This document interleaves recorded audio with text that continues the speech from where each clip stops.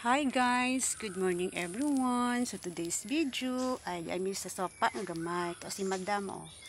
Dito siya nagpwesto. Tapos si Pampam, as usual, nagpamala na sa sayahang balahaybo. Kaya ako siyang giuna og ligo para mamala. Yan, nagpauga na siya. So ako, naglaba ko og gamay.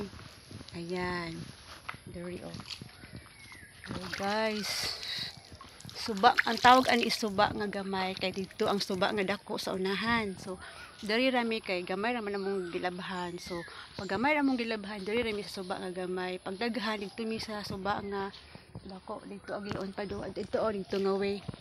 Ana, tapos tug. Yan. Tingala na kay sakyanan dala kay ladyo-ladyo pag mag-hike.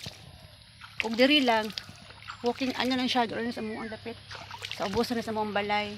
Pero ang tawag ani is suba nga gabay. So during elementary or high school dari ko tiglabahan or tigliguan sa una. So mo lagi gamay na siya di pa sa una nga hakay tubig. So maglabas ako guys ha.